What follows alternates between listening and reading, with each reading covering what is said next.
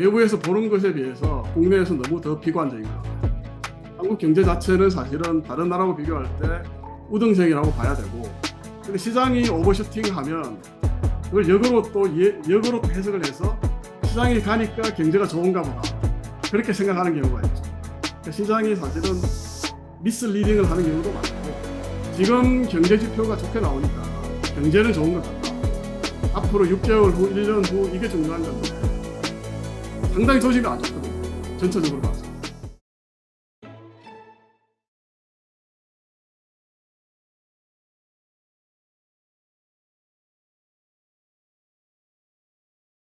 네, 요즘 연준의 그 코멘트에 따라서 세계 금융, 경제가 오르락내리락 요동을 치고 있습니다. 연준이 어떤 생각을 하고 어떠한 계획을 가지고 있는지를 알아야 우리가 제대로 된 투자 활동 혹은 경제 예상을 해볼 수 있는 게 아니냐, 이런 게 이제 많은 분들의 생각이시고요. 그래서 오늘 모신 분은 패드 시그널이라는 책의 저자이시고 지금 미국에서 퍼먼대학교 부문교수로 계시는 김성재 교수님을 모셨습니다. 안녕하세요, 교수님. 예, 안녕하십니까 대표님. 아, 반갑습니다. 네. 지금 미국 어느 쪽에 있으신 거죠, 지역이?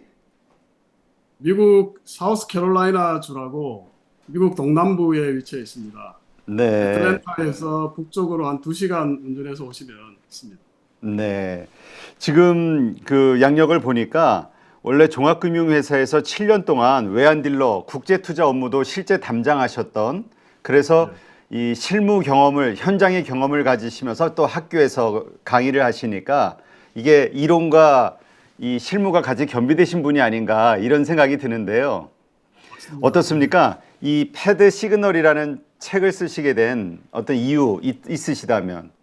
제가 종합금융회사 국제투자 업무를 할 때 그 인도네시아, 태국 쪽에 투자를 많이 했거든요.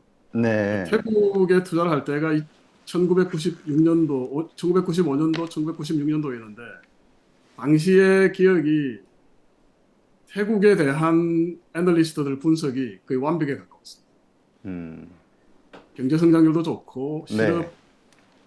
실업률도 굉장히 낮았고, 그리고 뭐 국제 자금들 다 들어오고 온갖 칭찬 일색이었죠. 뭐 한국도 마찬가지예요. 한국은 조금 음, 못했는데, 그러다가 이제 1997년 여름이 되니까 모든 게 바뀌었죠. 네. 이건 뭐 무슨 완전히 망해가는 경제에 뭐 엉망진창이다. 그래서 뭐 못 빠져나, 국제 자본들이 탈출을 못해서 난리였거든요. 그러니까 네. 갑자기 그렇게 왜 시각이 바뀔까? 그러니까 1997년 여름만 해도 또 제가 그때 시티은행이 주최하는 그 외환딜러 뭐이 게임이 있었어요. 네. 미나가 있었는데 그때 참가했더니 거기서 이제 시티은행이 제일 잘 나가는 당시에 그 외환 애널리스트 이야기가, 한국은 IMF 안 들어간다, 태국하고 음, 한국은 뭐 경제 체질이나 체력이나 펀더멘털 완전히 다른 나라다, 이렇게 했는데 그때부터 뭐 불과 3, 4개월 후에 IMF 들어갔죠. 대체 왜 이렇게 그런데 이제 그리고 저희 회사도 물론 저희 종합금융회사도 뭐 IMF 들어가자마자 제 친구가 당시에 회계법인에 있으면서 금융감독원 의뢰를 받아서 실사 나왔어요. 저희 회사에. 네. 아, 너희 회사는 좋다, 문제 없을 것 같다. 선발 종금사니까. 종금사도 이제 후발이 있고 선발이 있지 않습니까? 네. 선발 종금사니까 괜찮다 그랬는데 저희 회사도 또 망했거든요. 음, 2000년도에 결국 이제 합병돼가지고 지금 우리은행 쪽에 병합됐죠. 음, 대체 왜 이렇게 됐을까? 뭐 제 마음속으로 또 울분이 가득 찼었고, 그때 이제 IMF가 왔으니까. 그래서 그 원인을 쭉 추적을 해봤죠. 네. 이제 회사가 이제 망하고 나서 예금보험공사에 들어갔고, 또 예금보험공사 들어가서 이제 금융기관들 정리하는 거, 뭐 그런 업무들을 또 옆에서 쭉 한 5년간 봤고요. 그리고 나서 이제 코넬대 유학 가서, 그때 이제 제가 하젬 다욱이라고 프랑스 출신의 굉장히 유망한 그 파이낸스 쪽 박사가 있었어요. 만나서 이제 대화를 하다가, 아, 이게 연준이 문제구나. 결국 네. 연준의 금리 정책에 따라서 국제 달러 자금의 흐름이 바뀌면서 그 유탄에 태국, 인도네시아, 한국이 다 맞은 거구나. 그때 그걸 깨달았죠. 그러면서 이제 석사학위 논문도 그쪽으로 썼고, 그리고 이제 박사 논문은 이제 전체적으로 기업들과 금융기관들이 그런 식으로 연준의 정책에 의해서 금리가 변할 때 어떻게 환율 관리해야 되느냐라는 것으로 왔죠.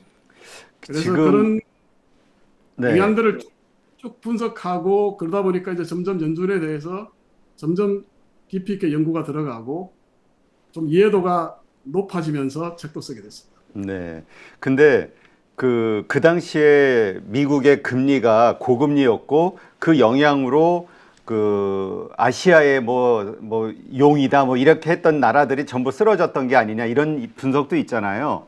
그래서 요즘도 우리 미국의 고금리 강달러 이것이 결국은 그 미국 내의 어떤 그 금융권도 그렇지만 세계의 그 어떤 뭐라 그럴까 신흥국들 이쪽에 어떤 또 영향을 미치지 않겠냐 이런 걱정 요새 많이 하거든요. 그러니까 제2의 금융위기가 오지 않겠냐 이 부분은 혹시 어떻게 생각하세요?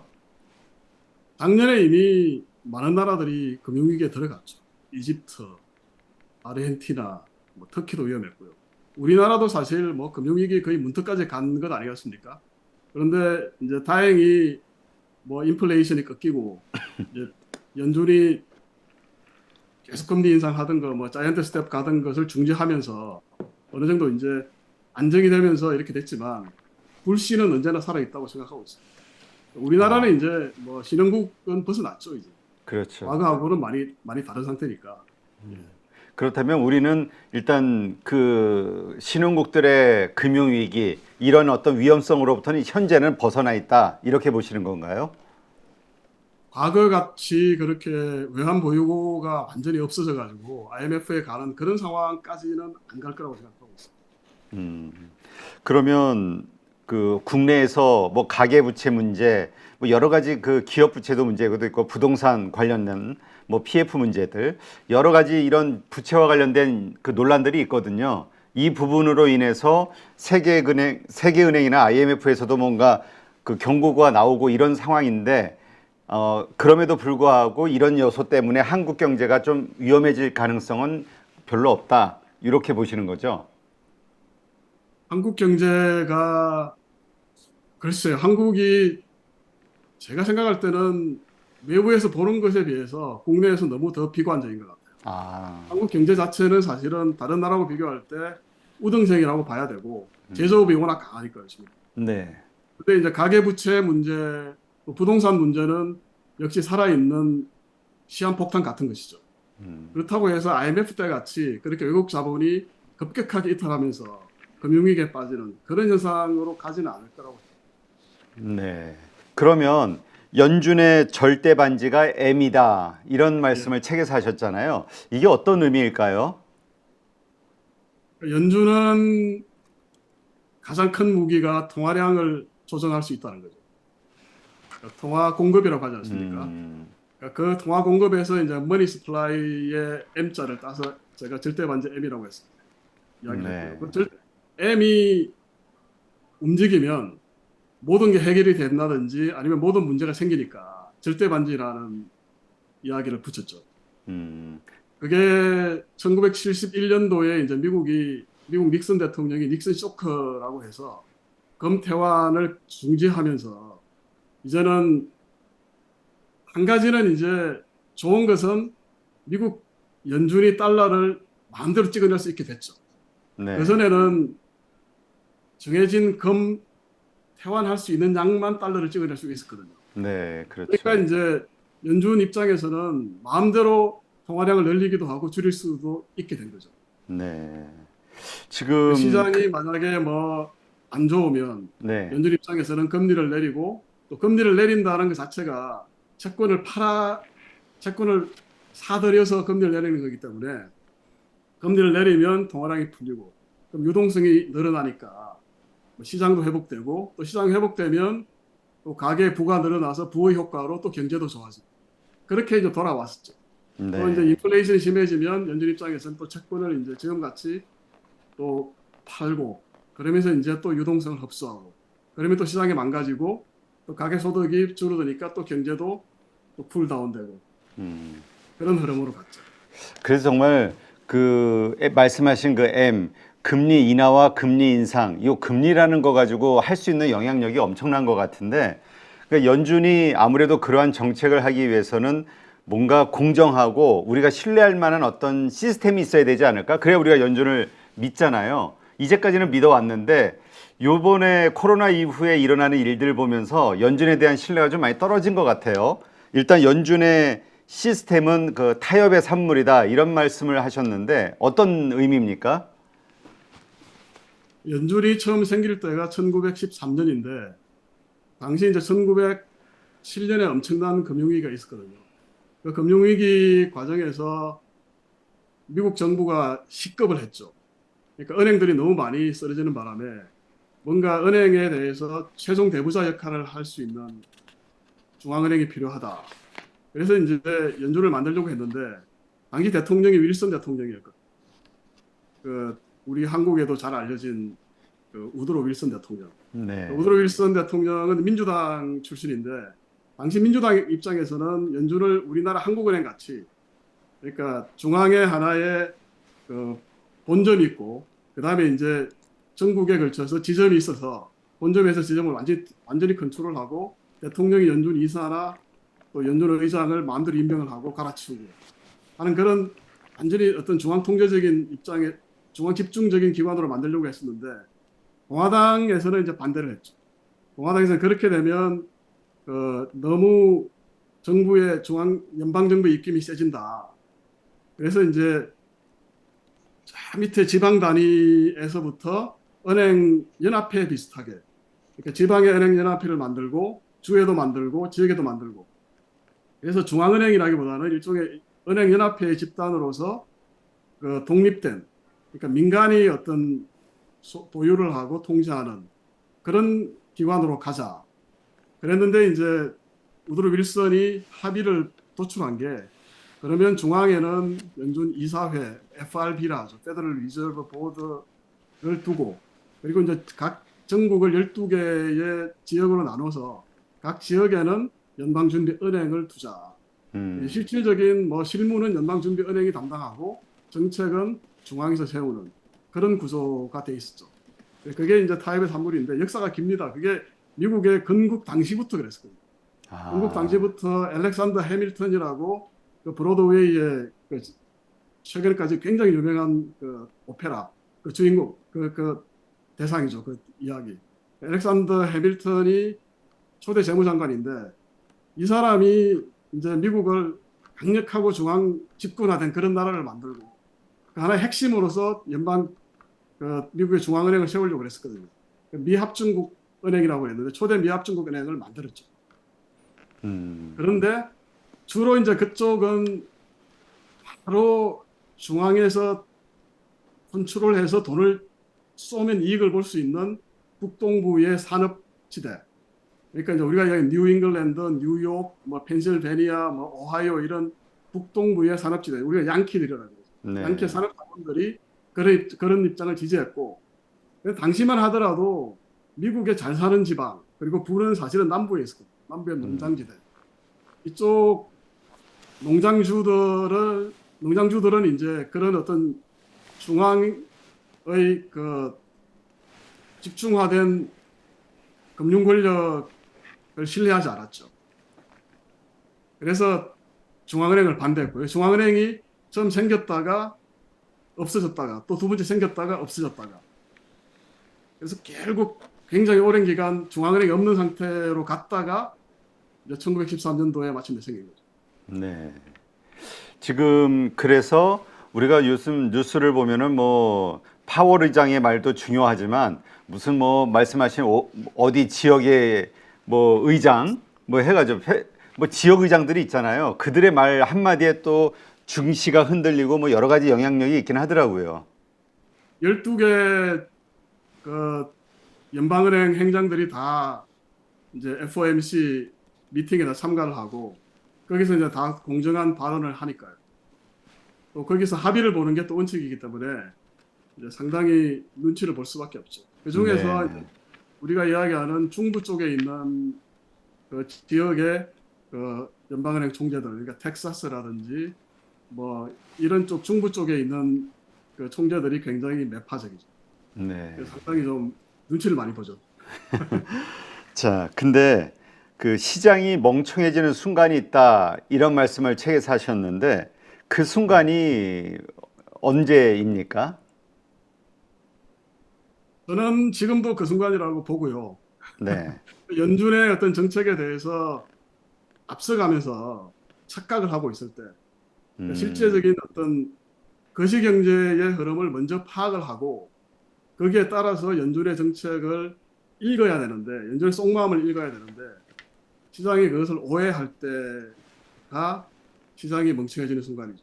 전체적으로 제가 보면 한국도 그렇겠지만 미국의 주식 시장을 담당하는 애널리스트라든지 전략가들은 대체로 주식 시장에 대해서 경제에 대해서 옵티미스틱하거든요. 그래서 낙관적이죠, 항상. 객관적이죠. 일단 자기들 뮤추얼 펀드라든지 이쪽에 돈이 들어와야 되기 때문에 이해관계가 있으니까 항상 네. 그렇게 이야기하거든요. 그러면 또 뭐 그 외에 헤지 펀드나 또 개미들이 쭉 따라가고 그러니까 그게 오버슈팅 시키죠 시장을. 음, 근데 시장이 오버슈팅 하면 그걸 역으로 또 해석을 해서 시장이 가니까 경제가 좋은가 보다 음, 그렇게 생각하는 경우가 있죠. 그러니까 네. 시장이 사실은 미스리딩을 하는 경우도 많고 음, 또 멍청하게 또 먼저 움직이는 경우도 많고 그래서 지금 현재 채권 시장도 좀 그렇게 됐는데 볼러틸리티가 변동성이 너무 커지는 거죠 시장 자체. 네. 지금 그 말씀 들으면서 연준 파월 의장이 뭐 데이터 디펜던트 얘기하면서 금리 인하 안 할 것이다. 그 다음에 지금 시점에서 안 할 것이다. 금리 인상 더 할 수 있다. 뭐 이런 얘기를 계속해도 시장에서 안 믿으면서 할 거야. 금리 인상 못 할 거야. 막 이런 얘기를 우리 스스로 하잖아요. 이러한 현상들, 이런 거를 시장이 멍청해지는 순간이다. 이렇게 보시는 건가요?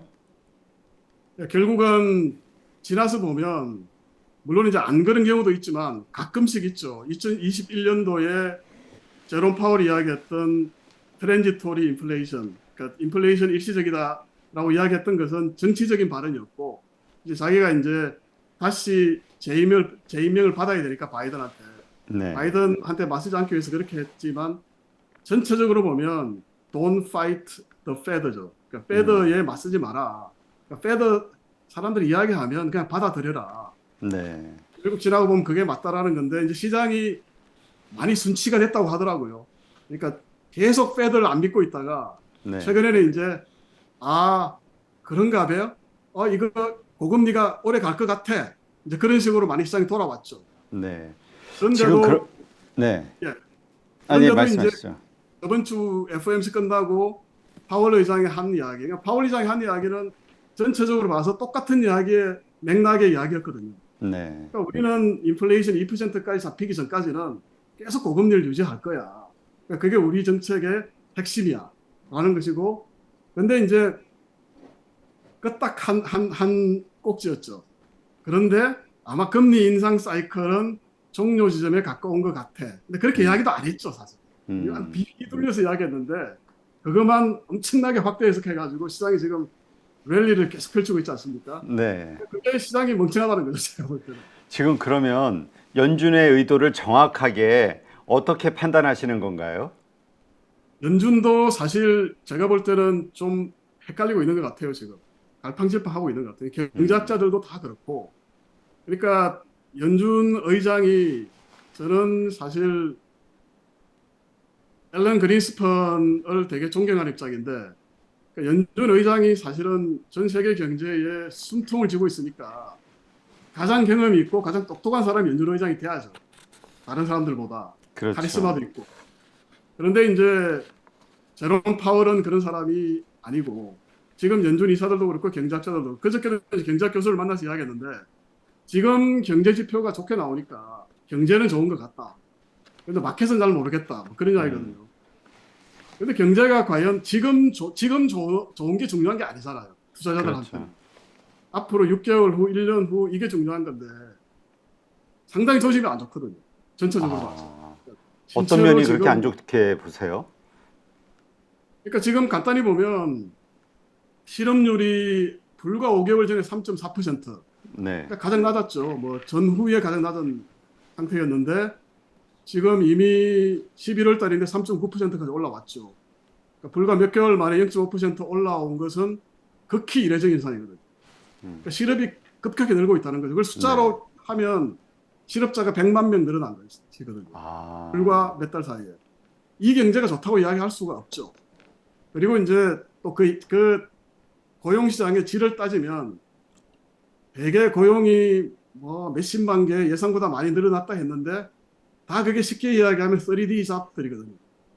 그러니까 이제 의료계의 뭐 간호조무사들이라든지 간호사들이라든지 아니 리테일 업종에 뭐 앞에서 그 마트에서 그 옷 파는 사람들이나 아니면 식당 종업원들이나 이런 쪽이 이제 워낙 팬데믹 때 심하게 얻어맞다 보니까 그런 쪽의 고용이 회복이 늦었던 거죠. 그래서 롤링 리세션이라고 그러지 않습니까?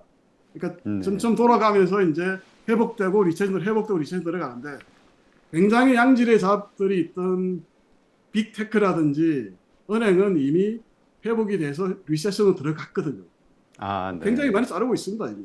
예, 감원한다는 발표가 올 초에도 많이 좀 있었죠. 조용히 하고 있죠. 조용히 감원하고 있죠. 굉장히 많이 됐고 근데 아직도 이쪽 이제 3D 업종에서는 계속 고용이 늘고 있으니까 고용 시장이 튼튼하다고 보는데 이게 이제 오래 안 갈 거라는 게 제 생각이죠. 그러니까 연준의 의장 말 금리 인상은 끝이 났지만 아직은 뭐 우리 목표 2% 아직 멀었다. 그 다음에 금리 인하는 아직 빠르게 뭐 할 수 있는 상황이 아니다. 요걸 그대로 받아들여야 된다.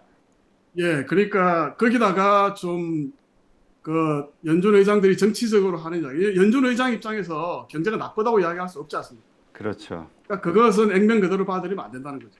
그냥 근데 자기는 찜찜하지만 립 서비스를 해줘야 되니까. 그러니까 그 이면을 읽을 필요가 있는 거죠. 네, 이게 바로 그런 상황이 굉장히 안 좋은 게 그러니까 경제는 곧 리세션에 들어갈 가능성이 많은데 연준 의장 말대로 물가는 쉽게 안 잡힐 거거든요. 네. 그러니까 이게 이제 굉장히 안 좋은 상태죠. 근데 이걸 사람들은 경제도 좋고 물가는 또 디스인플레이션으로 가니까 골디락스로 가는 거 아니냐라고 오해하고 있다는 거예요. 안녕하세요. 8.15 모니터 가족 여러분, 임수열입니다. 이번에 하나증권과 8.15 모니터기 함께 특별한 이벤트를 진행하는데요. 8.15 모니터 가족분들이 하나증권 신규 계좌를 개설하시면 특별한 혜택을 받으실 수 있습니다.